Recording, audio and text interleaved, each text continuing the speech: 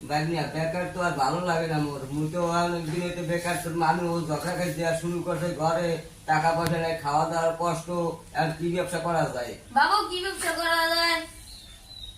দেখ বাগবে তাকে একটু মামা একটা ব্যবসা পাইছি।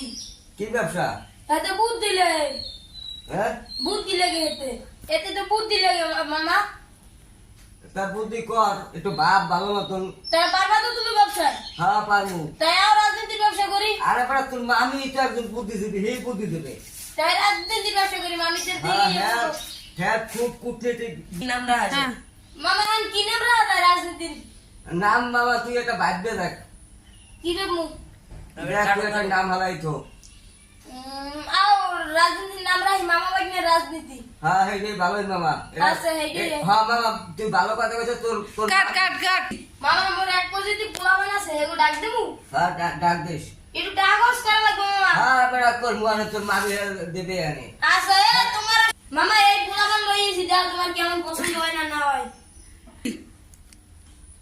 তুই তুই চাঁদা সুন্দর যত আছে সব টাকা টাকা সব জায়গার কালেকশন করবি কালেকশন করবি সামনে ইলেকশন হইতেছে ইলেকশন করা লাগবে বাইরে তুই তুই আমার উপদেশে থাকবি ঠিক আছে মামু ভাই তুই তুই মামু ভাই দলের সভাপতি থাকবি ঠিক আছে মামা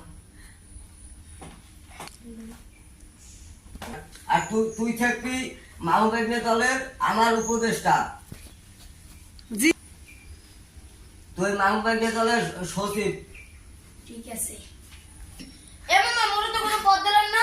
আরে বেটা তুই হইলে মোর ভাগ নিয়া তোরে দিমু সবার সাথে বড়টা বেটা তুই তুই চিন্তা করো কেন কান্দাকাটি করিস না বেটা তা কি পদ দেবেন? তুই মামু ভাই দলের আমার উপদেষ্টা থাকবি আচ্ছা ঠিক আছে। আসসালামু আলাইকুম আসসালামু আলাইকুম মামা। তোমরা ভালো আছো হ্যাঁ, ভালো আছি। সব জায়গা ঠিকঠাক আছে তো হ্যাঁ ঠিক আছে ভালো আছেন মামা। হ্যাঁ সব ঠিকঠাক রাখবো আর কোনো জায়গায় মারামারি করো না খালি শুটিং করা ভাবে কাজ করবা আচ্ছা ঠিক আছে মামা। কাট কাট